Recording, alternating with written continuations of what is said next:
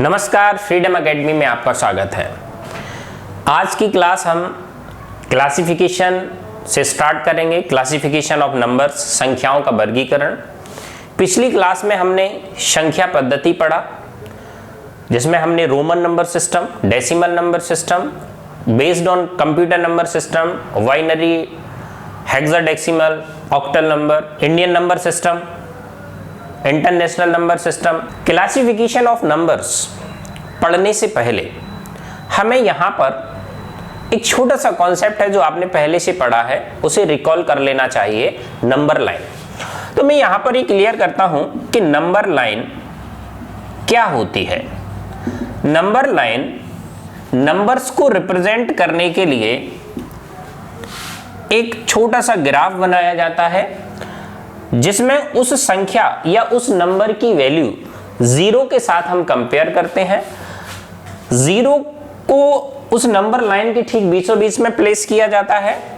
दाईं ओर, जीरो के दाईं ओर हम धनात्मक संख्या, पॉजिटिव नंबर्स लेते हैं, और जीरो के बाईं ओर हम ऋणात्मक संख्या लेते हैं।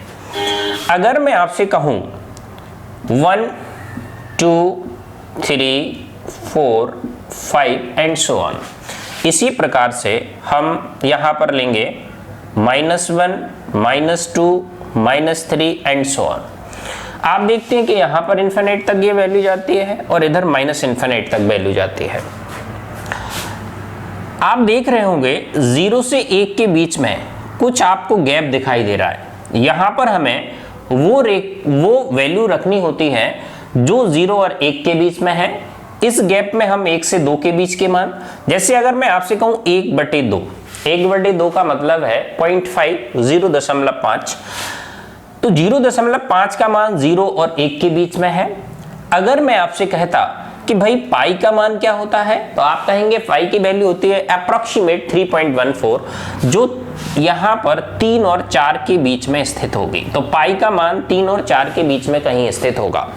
इस प्रकार से इस नंबर लाइन पर वो सभी संख्याएं रिप्रेजेंट की जाती हैं जो चाहे तो पूर्णांक होंगी अथवा दशमलव संख्या होंगी। अब यदि हम यहां पर देखें कि भाई वास्तव में क्लासिफिकेशन ऑफ नंबर क्या है, तो आप कहेंगे संख्याओं को उनके गुण धर्मों के आधार पर जो सेम प्रॉपर्टी के नंबर होते हैं, उन सेम प्रॉपर्टी के नंबर्स को हम छोटे छोटे ग्रुप्स में, छोटे छोटे वर्गों में विभाजित करते हैं, क्लासिफाइड करते हैं। यही संख्याओं का वर्गीकरण है। दुनिया में जितने भी नंबर्स हैं, और यदि हम उन सभी नंबर्स का एक बड़ा ग्रुप बनाएं, या मैं आपसे कहूं कि दुनिया में जितने भी नंबर्स एग्जिस्टेंस में हैं, उन सभी नंबर्स को आप एक नाम या एक ग्रुप के नाम से बुलाइए, तो आप कहेंगे कि हम यहां पर एक नाम जानते हैं जिसे हम कहते हैं सम्मिश्र संख्या। सम्मिश्र संख्या में दो प्रकार की संख्याओं का मिश्रण होता है, अर्थात सम्मिश्र संख्या जब बनाई जाती है तो यहां पर हम दो प्रकार के नंबर्स का यूज करते हैं। एक तो हम यूज करते हैं रियल नंबर्स का, रियल नंबर्स, वास्तविक संख्या का, वास्तविक संख्याएं। दूसरा हम यूज करते हैं इमेजिनरी नंबर्स या काल्पनिक संख्या।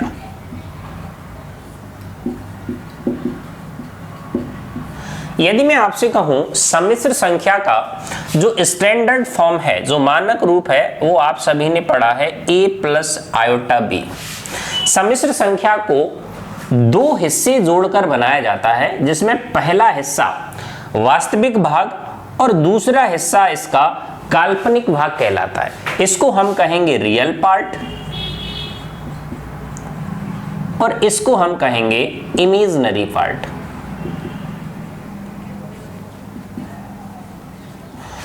इमेजिनरी पार्ट वो हिस्सा होता है जिसमें हम आयोटा से मल्टीप्लाई करते हैं। आयोटा का मान √-1 होता है।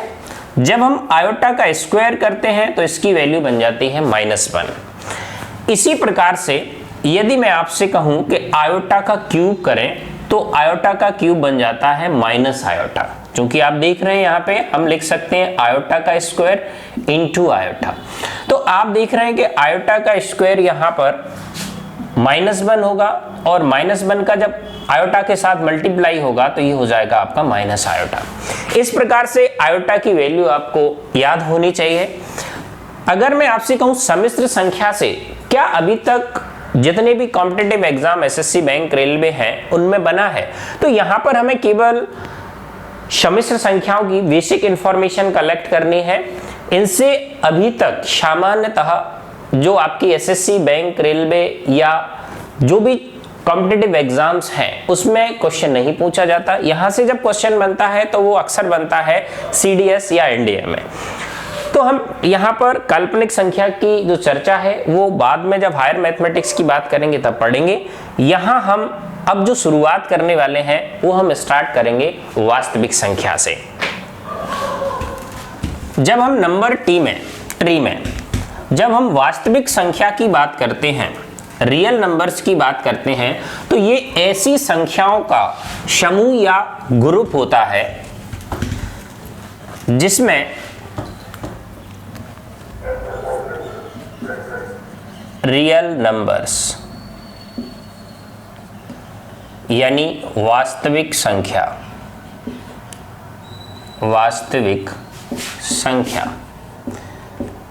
रियल नंबर्स या वास्तविक संख्या इस प्रकार की संख्याओं का समूह है जिसमें दो प्रकार की संख्याएं उपस्थित होती हैं।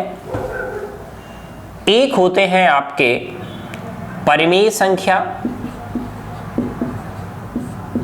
संख्या जिसको हम रेशनल नंबर कहते हैं। दूसरी होगी आपकी अपरिमेय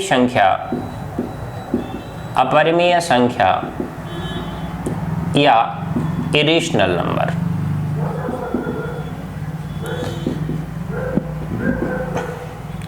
अभी हम इस ट्री में केवल क्लासिफिकेशन में थोड़ी चर्चा करेंगे, उसके बाद हम डिटेल में प्रत्येक ग्रुप को, प्रत्येक वर्ग को डिटेल में पढ़ते हुए आगे बढ़ेंगे। अगर मैं आपसे कहूं जनरली परिमेय संख्या क्या होती है, तो आप सभी जानते हैं कि जो परिमेय का इंग्लिश जो वर्ड है वो रेशनल है और जो रेशो शब्द से मिलके बना है, और रेशो का मतलब होता है अनुपात। तो दुनिया में ऐसे सभी नंबर्स जिनको हम अनुपात अर्थात P/Q के रूप में लिख सकते हैं, वो सभी संख्याएं आपकी परिमेय संख्याएं कहलाती हैं, जहां पर Q ≠ 0। ये डेफिनेशन आप सबने पढ़ी है। अब अगर मैं आपसे कहूं अपरिमेय संख्या क्या है, तो आप कहेंगे अपरिमेय संख्या वो संख्याएं हैं जिनको हम P/Q के फॉर्मेट में रिप्रेजेंट नहीं कर सकते। क्यों नहीं रिप्रेजेंट कर सकते? तो जब हम अपरिमेय संख्या की बात करेंगे तो डिटेल में पढ़ेंगे।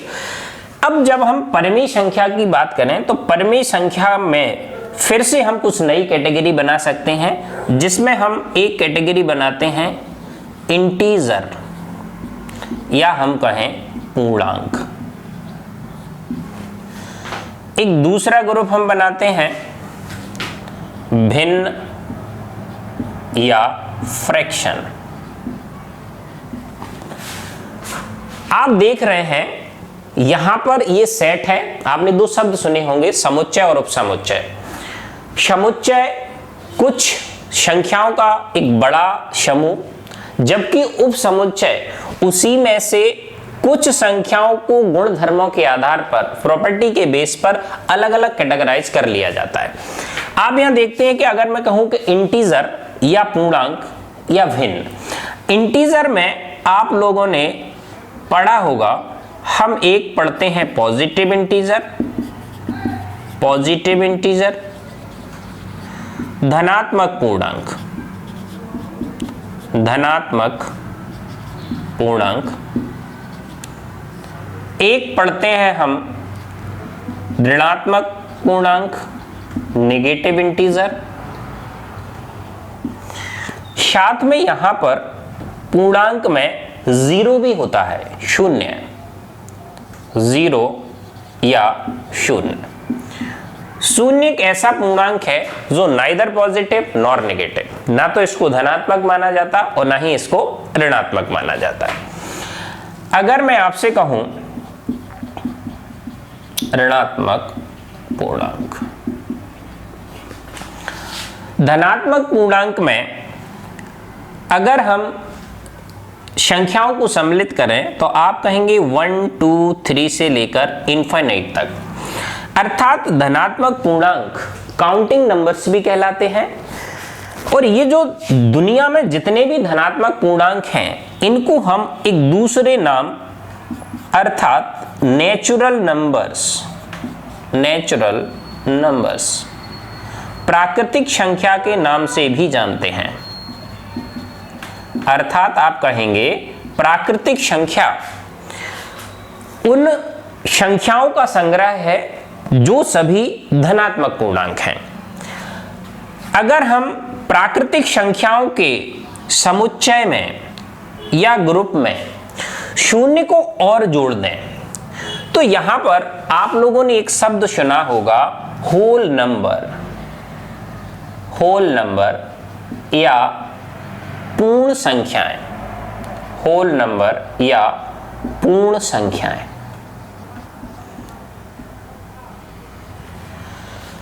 अगर मैं आपसे कहूं आपने भिन्न या फ्रैक्शन यहां पर सामान्यतः 3 प्रकार की पढ़ी होंगी।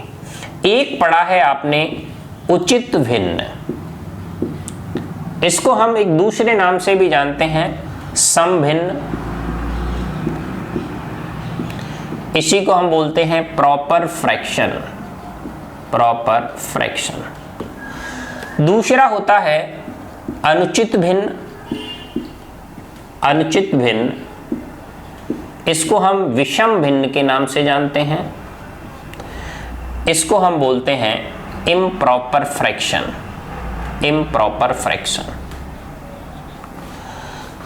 एक थर्ड वन होता है मिश्रित भिन्न,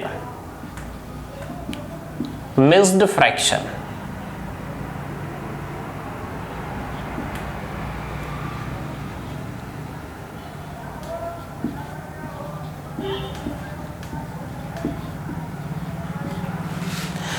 आप देख रहे होंगे अगर मैं आपसे कहूं उचित भिन्न क्या होती है तो आप कहेंगे वो ऐसे भिन्न जिनका अंश छोटा होता है और हर बड़ा होता है। जैसे मैं एक एग्जांपल लूं 3/5, जिसका न्यूमरेटर छोटा होगा डिनोमिनेटर बड़ा होगा, उचित भिन्न या सम भिन्न या प्रॉपर फ्रैक्शन कहलाता है।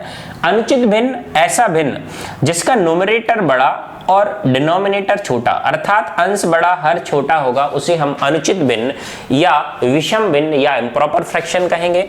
जबकि यहां पर मिक्स्ड फ्रैक्शन दो चीजों का मिश्रण होता है, जैसे अगर मैंने लिखा होता 1:1/2। मिश्रित भिन्न दो चीजों से मिलकर बना होता है, एक तो इंटीजर प्लस प्रॉपर फ्रैक्शन। अगर मैं आपसे कहूं पूर्णांक और उचित भिन्न 1:1/2 को आप 1+1/2 लिख सकते हैं, जिसमें एक पूर्णांक है और 1/2 यहां पर प्रॉपर फ्रैक्शन है। इस प्रकार से हम रियल नंबर को इस प्रकार से कैटेगराइज कर सकते हैं।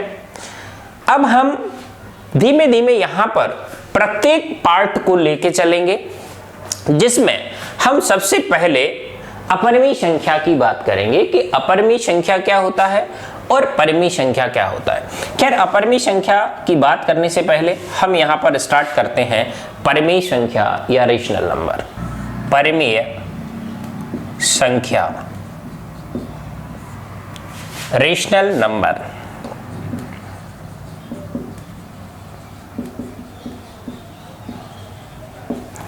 देखिए, परिमेय संख्या का कॉन्सेप्ट क्या है, यहां पर किस प्रकार से कॉम्पिटिटिव एग्जाम में क्वेश्चंस बनते हैं, वो भी हम साथ साथ में चर्चा करते हुए बढ़ेंगे। परिमेय संख्या आपने मतलब समझा, ऐसे नंबर्स जिनको हम P/Q के फॉर्म में रिप्रेजेंट कर सकते हैं, वो सभी परिमेय संख्या कहलाती हैं। जब हम यहां पर परिमेय संख्या की बात करें तो परिमेय संख्या जनरली आपके दो प्रकार से हमने डिवाइड की थी। जिसमें हमने पहला हिस्सा लिया था पूर्णांक यानी इंटीजर, और दूसरा हिस्सा हमने लिया था यहां पर भिन्न या फ्रैक्शन, भिन्न या फ्रैक्शन। पहला कॉम्पिटिटिव एग्जाम में क्वेश्चन बनता है, जैसे अगर मैं आपसे कहूं दो पूर्णांकों के बीच में कितनी परिमेय संख्याएं होती हैं, तो आपका आंसर होगा दो पूर्णांकों के बीच में अनंत परिमेय संख्याएं होती हैं। जैसे अगर मैं कहूं 1 और 2 के बीच में कितनी परिमेय संख्याएं हैं, परिमेय संख्या का मतलब है वो सभी संख्याएं जो P/Q के फॉर्मेट में, यानी 1.1, 1.2, 1.123, 1.257, इस प्रकार से बहुत सारी यानी अनंत संख्याएं 1 और 2 के बीच में परिमेय संख्या हो सकती हैं। इसी प्रकार से कॉम्पिटिटिव एग्जाम में क्वेश्चन पूछा गया है दो भिन्न या हम कहें दो परिमेय संख्याओं के बीच में कितनी परिमेय संख्याएं होती हैं, तो आपका आंसर होगा दो परिमेय संख्याओं के बीच में अनंत परिमेय संख्याएं होती हैं। दो परिमेय संख्याओं के बीच में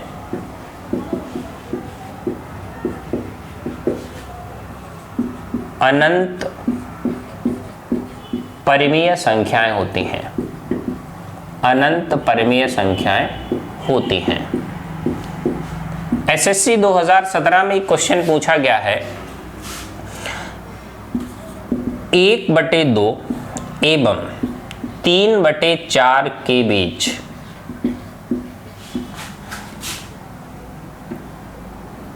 तीन परिमेय संख्याएं बताएं।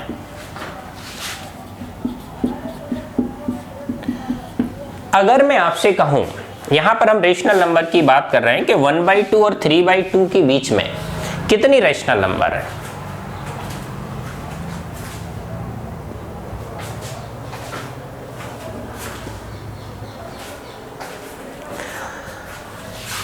अगर किन्हीं भी दो फ्रैक्शन की बात करें तो दो फ्रैक्शन के बीच में जब हम एक परिमेय संख्या या रेशनल नंबर काउंट करते हैं तो उसे कैलकुलेट करने का तरीका होता है 1/2 प्लस 3/4। जैसे मैं कहता सपोज दैट ए और बी दो परिमेय संख्याएं हैं, तो इन दोनों परिमेय संख्या के मध्य में कौन सी परिमेय संख्या होगी, मध्य में कौन सा यानी मिडिल में कौन सा रेशनल नंबर होगा, तो आप आंसर करेंगे 1/2 ए प्लस बी। जब हम यहां पर इसको सॉल्व करेंगे तो आप देख रहे हैं 1/2, ये यहां पर एलसीएम आपका 4 आया, तो ये 2 2 जा 4 एंड या 4 1 जा 4, तो ये आपका 3 हो गया। इस प्रकार से आप देखेंगे कि ये 5/4 बना और ये 5/8 बन गया, 5/8। जब हम यहां पर बात करें 1/2, 5/8, 3/4, 3/4, यह हमने परिमेय संख्या के बारे में समझा, रेशनल नंबर के बारे में समझा कि रेशनल नंबर वो नंबर्स हैं जिनको हम P/Q के फॉर्म में रिप्रेजेंट कर सकते हैं। अब हम यहाँ पर बात करें कि भाई पूर्णांक क्या है, पूर्णांक या इंटीजर। आपने पूर्णांक को यहाँ पर दो ग्रुप में डिवाइड किया है, जिसमें पहला ग्रुप जो है वो है आपका पॉजिटिव इंटीजर, धनात्मक पूर्णांक, धनात्मक पूर्णांक। दूसरा आपका है ऋणात्मक पूर्णांक यानी नेगेटिव इंटीजर।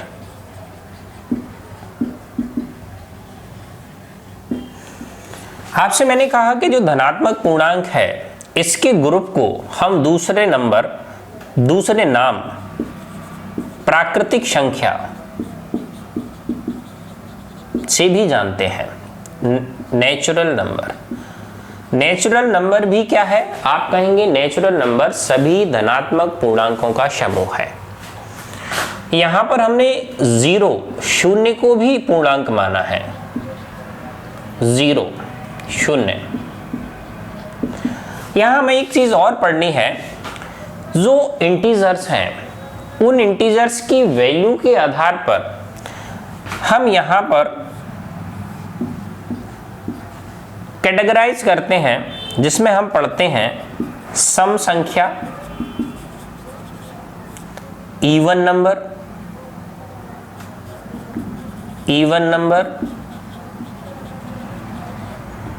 विषम संख्या, ऑड नंबर। आप सभी जानते हैं जो सभी नंबर्स 2 से डिविजिबल होते हैं इवन नंबर, और जो नंबर्स 2 से डिविजिबल नहीं होते वो आपके ऑड नंबर्स कहलाते हैं। इसके अलावा हम बहुत सारी नंबर्स की बात करेंगे, जिसमें हम भाज्य, अभाज्य, सहभाज्य, पूर्णकालिक संख्याओं की बात करेंगे। हमें यहाँ पर ये सीखना है कि यदि हम इन दोनों ग्रुप को मिला दें तो इन दोनों ग्रुप को हम कहते हैं पूर्ण संख्या, होल नंबर। अर्थात हमने एक नया ग्रुप बनाया जिसमें हमने 0 से लेकर 0, 1, 2, 3 डॉट डॉट डॉट इन्फिनिट, शून्य से लेकर अनंत तक की सभी संख्याओं को सम्मिलित किया। इसे हम होल नंबर या पूर्ण संख्याएं कहेंगे। अब अगर मैं आपसे कहूं शून्य सम संख्या है या विषम संख्या है, तो आप सभी जानते हैं वो सभी नंबर जिसमें 2 से डिवाइड हो जाए सम संख्या कहलाती है। जिसमें अगर मैं आपसे कहूं कि 0 को अगर 2 से डिवाइड करें तो परिणाम 0 आएगा। 0 में किसी भी नंबर से 0 is always divisible by any numbers. शून्य को किसी भी संख्या से पूर्णतः विभाजित किया जा सकता है, जिसका जो परिणाम होगा, जो रिजल्ट होगा वो शून्य होगा। तो इस प्रकार से हम देख सकते हैं कि जो 0 है उसको सम संख्या माना गया है। और जब हम क्वेश्चन पढ़ेंगे तो और भी इसकी प्रॉपर्टी को लेते हुए हम क्लियर करेंगे कि शून्य जो है वो सम संख्या क्यों है। हमने देखा जो भिन्न है, फ्रैक्शन है, उस फ्रैक्शन के 2 रिजल्ट बन सकते हैं, 2 परिणाम आ सकते हैं। जब आप फ्रैक्शन या भिन्न को सॉल्व करेंगे, हल करेंगे, तो वहां पर दशमलव संख्या बनेगा। जैसे अगर मैं आपसे कहूं आपने लिखा 1/2, ये आपका एक प्रॉपर फ्रैक्शन है और जिसका रिजल्ट जो है वो 0.5 है। लेकिन यदि मैं आपसे कहता 1/3, तो आप कहेंगे इसका जो रिजल्ट है वो 0.3333 डॉट डॉट डॉट इन्फिनिट तक। किसी भी फ्रैक्शन या भिन्न के 2 रिजल्ट होंगे, एक होगा शांत दशमलव संख्या जिसको हम कहेंगे टर्मिनेटिंग डेसिमल, और एक होगा आपका अशांत दशमलव संख्या, अशांत दशमलव संख्या, अशांत दशमलव संख्या, non terminating decimal number, non terminating decimal number. आप देख रहे हैं कि किसी भी फ्रैक्शन या किसी भी भिन्न के 2 रिजल्ट बन रहे हैं, एक शांत दशमलव संख्या और एक अशांत दशमलव संख्या। आपने देखा कि जो भी P/Q है वो सभी रेशनल नंबर हैं। हमने समझा कि जो संख्याएं भिन्न के रूप में या P/Q के फॉर्म में लिखी जा सकती हैं, उन सभी संख्याओं को हम परिमेय संख्या, रेशनल नंबर कहते हैं। तो अगर मैं आपसे कहूं क्या 1/2 एक परिमेय संख्या है, तो आपका रिप्लाई होगा बिल्कुल 1/2 आपका परिमेय संख्या है या रेशनल नंबर है। वहीं पर अगर मैं आपसे कहूं कि भाई 1/3 को आप जब दशमलव के बाद किसी संख्या का रिपीटेशन होता है तो उस पर हम बार लगा देते हैं। अगर मेरा क्वेश्चन होता क्या 0.3 का बार एक परिमेय संख्या है, तो आपका आंसर होना चाहिए 0.3 का बार भी एक परिमेय संख्या है। ये परिमेय संख्या क्यों है? क्योंकि इसको आसानी से भिन्न या फ्रैक्शन के रूप में कन्वर्ट किया जा सकता है।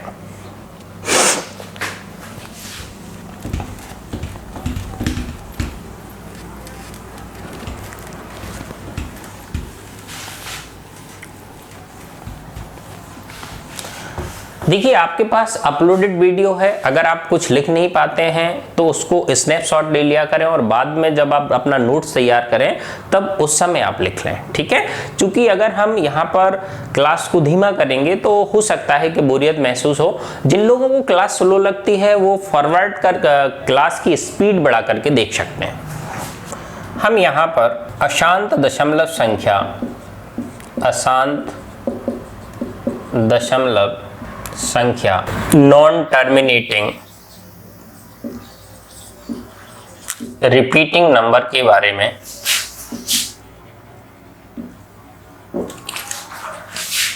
कॉन्सेप्ट क्लियर करते हैं। यहां हमने देखा, जैसे मैंने एक एग्जांपल लिया था 1/3, इसको हम 0.3333 डॉट डॉट डॉट इस प्रकार से लिख सकते हैं। पहला क्वेश्चन जो बनता है आपके एग्जाम में वो ये बनता है कि अगर मैं आपसे कहूं कि 0.3 का बार, ये जो संख्या है इसको फ्रैक्शन के फॉर्म में आपको लिखना है, फ्रैक्शन या भिन्न के रूप में लिखिए। ये एसएससी में कई बार प्रश्न पूछे गए हैं, एसएससी एग्जाम में कई बार इस प्रकार से क्वेश्चन पूछा गया है। बार वाला नंबर दे दिया जाता है और आपसे कहा जाता है फ्रैक्शन के फॉर्म में कन्वर्ट करिए। यहां पर मैं आपका कॉन्सेप्ट बिल्डअप करने की कोशिश करता हूं। यदि मैं आपसे कहूं 0.3333, 0.3 के बार का मतलब क्या है, 0.3333 डॉट डॉट डॉट इनफिनिट तक।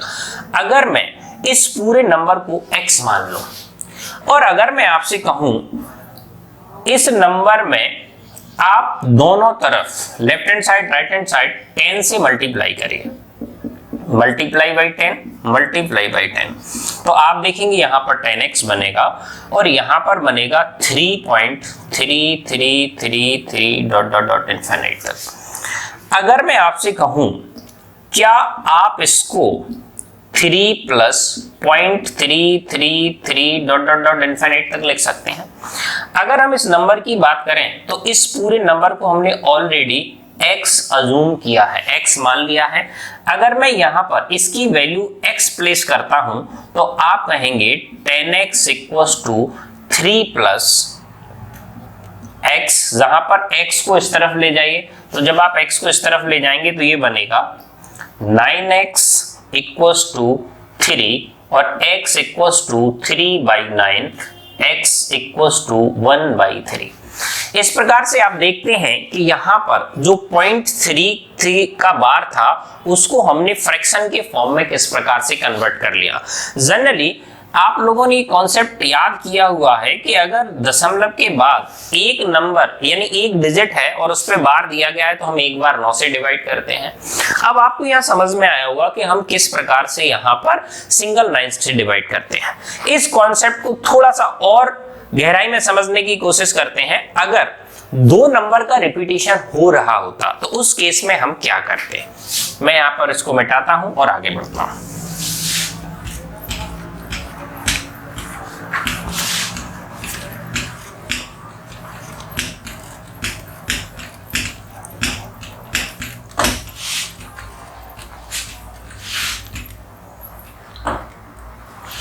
अगर मैं लिखूं 0.57575757 एंड सो ऑन, तो आप इसे लिखेंगे। अगर मैं इस पूरे नंबर को x अज्यूम कर लूं और अगर मैं x अज्यूम करूं तो आपको ध्यान रखना है कि यहां पर हम इस प्रकार से नंबर लिखेंगे ताकि आपको दशमलव के बाद रिपीटिशन वाली वैल्यू मिल जाए।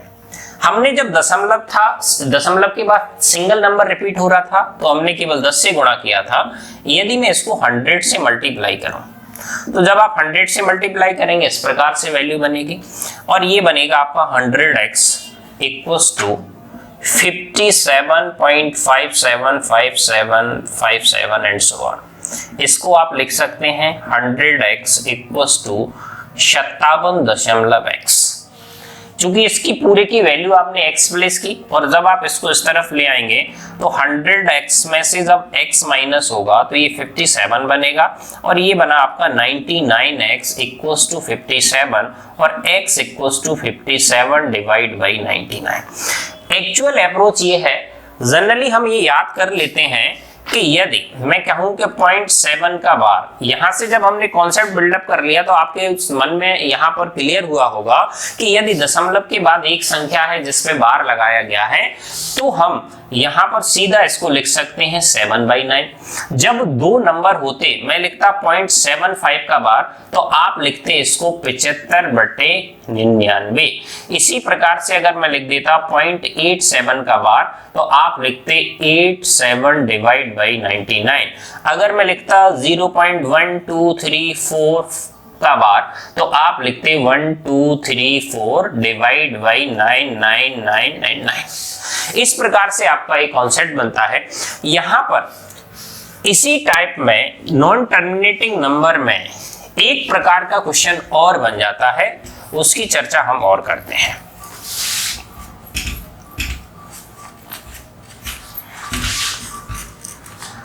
अगर मैं आपसे कहूं एक कंडीशन है 0.371 और अगर मैंने 71 का बार लगाया होता, इस प्रकार के नंबर को जब हम फ्रैक्शन या भिन्न में कन्वर्ट करते हैं तो आप सभी को पता है हम 371 लिखते हैं, माइनस हम यहां पर वो वैल्यू करेंगे जिस पर बार नहीं है, हम यहां पर उतने 9 लिखेंगे जितने पर बार लगाया गया है तो 99, हम यहां पर उतने 0 रखेंगे जिस पे बार नहीं लगाया गया। इस प्रकार से आप लिखेंगे 368 divide by 990।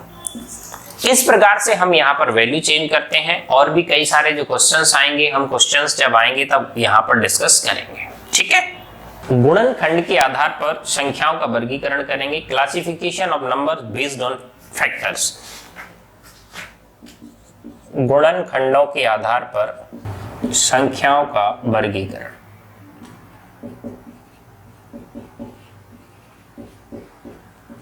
Based on factors. आप यहां देखते हैं, आपने एक नाम सुना है, सबसे पहला भाज्य संख्या। भाज्य संख्या को हिंदी में हम एक और नाम से जानते हैं जिसे हम कहते हैं संयुक्त संख्या। संयुक्त संख्या, इसे हम इंग्लिश में बोलते हैं कॉम्पोजिट नंबर। तो यदि मैं आपसे कहूं भाज्य संख्या या कॉम्पोजिट नंबर क्या है, ऐसे नंबर्स जिनके कम से कम 3 गुणनखंड हो, कम से कम 3 गुणनखंड हो, ज्यादा से ज्यादा कितने भी हो सकते हैं, लेकिन 3 factors are required, at least 3 factors, न्यूनतम 3 गुणनखंड होने चाहिए। अगर मैं आपसे कहूं सबसे छोटी भाज्य संख्या कौन सी है तो आप कहेंगे 4 is a least composite number. 4 सबसे छोटी भाज्य संख्या या संयुक्त संख्या है। क्यों? क्योंकि 4 को हम 1 से भी विभाजित कर सकते हैं, 2 से कर सकते हैं और 4 से कर सकते हैं। तो आप देखते हैं कि 4 एक ऐसी संख्या है जिसके 3 गुणनखंड हैं। और आपने ये शर्त पढ़ी है, किसी भी संख्या के भाज्य होने के लिए या संयुक्त होने के लिए उसमें कम से कम 3 गुणनखंड की आवश्यकता होती है। इसी प्रकार से अगर मैं कहूं क्या 6 एक भाज्य संख्या या संयुक्त संख्या या कॉम्पोजिट नंबर है, तो आप कहेंगे बिल्कुल है। 1 एक फैक्टर है, 2 है, 3 है और 6 है। तो आप इस प्रकार से देखते हैं ऐसी सभी संख्याएं जिनके कम से कम 3 गुणनखंड होते हैं वो सभी क्या कहलाती हैं, भाज्य संख्या या संयुक्त संख्या या कॉम्पोजिट नंबर कहलाती हैं। जिसमें आपको एक की फैक्टर याद रखना है, 4 सबसे छोटी भाज्य संख्या है, 4 is a least composite number. अगर मैं आपसे कहूं अगला महत्वपूर्ण बिंदु क्या है, अभाज्य संख्या, प्राइम नंबर। इसको हम हिंदी में एक शब्द और है ऋण संख्या के नाम से भी जानते हैं। ऋण संख्या या अभाज्य संख्या या प्राइम नंबर ऐसा नंबर जिसके केवल और केवल 2 फैक्टर होते हैं, केवल 2 गुणनखंड होते हैं, उसे हम अभाज्य संख्या कहते हैं। और वो जो केवल दो गुणनखंड हैं वो कौन कौन से होंगे? एक तो होगा 1 और दूसरा होगा संख्या स्वयं, नंबर इटसेल्फ। तो आप यहां देखते हैं कि जब किसी संख्या के केवल दो गुणनखंड होते हैं तो उसे हम अभाज्य संख्या कहते हैं। अर्थात जब कोई संख्या स्वयं से और एक से विभाजित होती है तो वो संख्या अभाज्य संख्या कहलाती है। यहां पर आप लोगों ने एक कॉन्सेप्ट पढ़ा है, दो सबसे छोटी सम अभाज्य संख्या है। 2 is a least even prime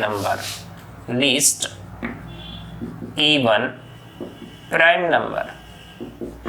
इसके साथ में आप ये भी कह सकते हैं कि दो सबसे छोटी अभाज्य संख्या है, या हम कहें कि दो जो है सबसे छोटी अभाज्य होने के साथ साथ सबसे छोटी एवं एकमात्र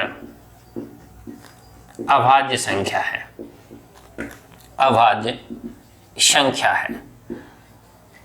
अब अगर मैं अगले कॉन्सेप्ट की बात करूं, यहां पर एक फैक्टर और बन सकता है सबसे छोटी विषम अभाज्य संख्या। तो आपका आंसर होना चाहिए 3, लीस्ट ऑड प्राइम नंबर, सबसे छोटी विषम अभाज्य संख्या 3 होगी। इस प्रकार से आपको यहां पर अभाज्य संख्या का कॉन्सेप्ट समझ में आया। आपने देखा कि ऐसी संख्याएं जिसकी कम से कम 3 गुणनखंड है उसको हमने भाज्य संख्या, संयुक्त संख्या कहा। ऐसी संख्या जिसके हम यहां पर केवल 2 गुणनखंड पाते हैं उसे हम अभाज्य संख्या कहते हैं। लेकिन यहीं पर गुणनखंड के आधार पर एक कॉन्सेप्ट और बनता है। अगर मैं आपसे कहूं यूनिट यानी एक, अगर हम 1 की बात करें, यूनिट या 1, आपसे अगर मैं पूछूं कि एक क्या है, ये इवन नंबर है, भाज्य है, अभाज्य है, प्राइम है या कॉम्पोजिट है, तो आप देखेंगे एक में केवल एक गुणनखंड है,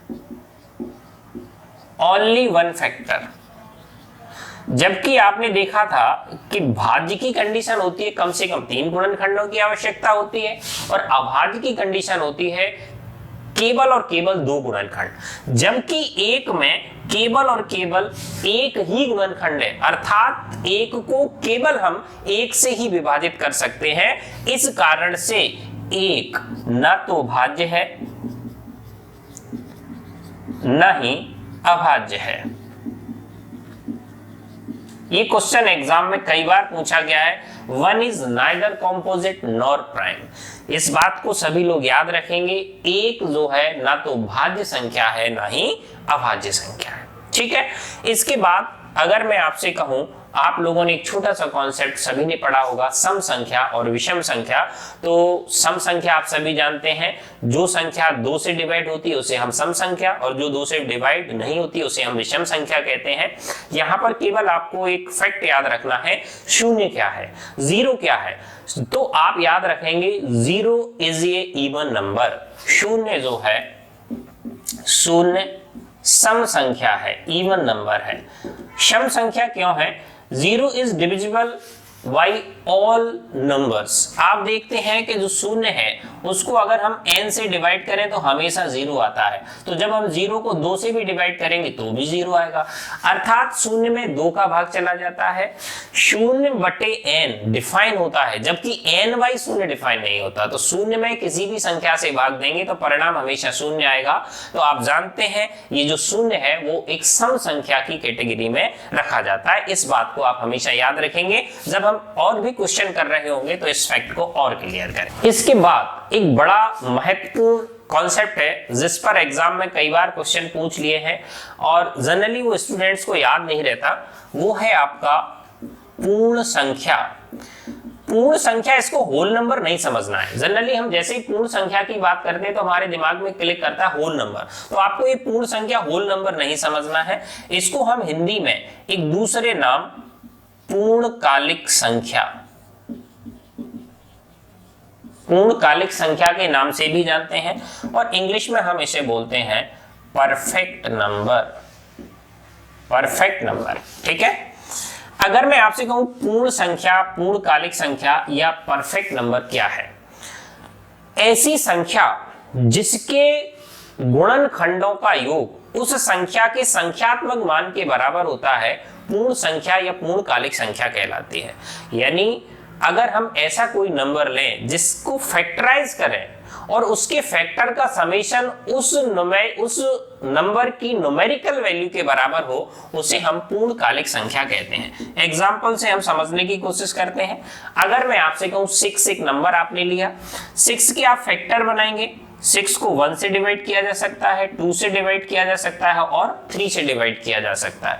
यानी यहाँ पर हम वो फैक्टर ले रहे हैं जिसमें स्वयं को हमने छोड़ दिया है। तो आप देखेंगे कि जब हम इन सभी फैक्टर्स का सम करते हैं तो इसकी वैल्यू इस नंबर के बराबर होती है। तो ऐसी संख्याएं जिनके गुणनखंडों का योग, सम ऑफ फैक्टर, उस नंबर की न्यूमेरिकल वैल्यू के बराबर, आंकिक मान के बराबर होता है, उसे हम पूर्ण संख्या, पूर्णकालिक संख्या या परफेक्ट नंबर कहते हैं। इसे आप याद रखेंगे, ये आपके लिए इंपॉर्टेंट है। इसके अलावा मैं एक एग्जांपल और लेता हूं, दूसरा एग्जांपल लेता हूं। अगर मैंने 28 लिया तो आप देखेंगे कि 28 को हम 1 से डिवाइड कर सकते हैं, हम 2 से भी डिवाइड कर सकते हैं, 4 से डिवाइड कर सकते हैं, 7 से डिवाइड कर सकते हैं और 14 से डिवाइड कर सकते हैं। जब हम इस सबको जोड़ेंगे तो आप देखिए यहाँ पर 2 और 1 3 और 4 7, 7 14 और 14 28, यानी टोटल 28 हो गया और ये न्यूमेरिकल वैल्यू बराबर हो गई। तो आप देखते हैं कि 6 और 28 दोनों ही आपके जो हैं वो पूर्णकालिक संख्या या परफेक्ट नंबर है। एग्जाम में 2 से 3 बार क्वेश्चन पूछा गया है जिसमें 6 और 28 ही पूछा गया है। लेकिन आप एक नंबर और याद रखेंगे, 496। 500 तक जनरली 3 नंबर बनते हैं, 6 28 496। तो आप याद रखेंगे 6 भी एक पूर्णकालिक संख्या यानी परफेक्ट नंबर है, 28 भी आपका एक परफेक्ट नंबर है। तो परफेक्ट नंबर या पूर्णकालिक संख्याएं वो संख्याएं हैं जिनकी गुणनखंडों का योग उस संख्या के संख्यात्मक मान के बराबर होता है। इस प्रकार से आपने संख्याओं के क्लासिफिकेशन का जनरल व्यू लिया। अगली क्लास में हम इन दोनों क्लास पर आधारित क्वेश्चन की प्रैक्टिस करेंगे। उम्मीद है आप सबको समझ में आया होगा। अगर आपको क्लास के दौरान, क्लास के ड्यूरेशन में कोई प्रॉब्लम है तो आप कमेंट बॉक्स में कमेंट करिए ताकि हम अगली आपको वीडियो लेक्चर में उस कमी को सुधारने की कोशिश करें। Thank you.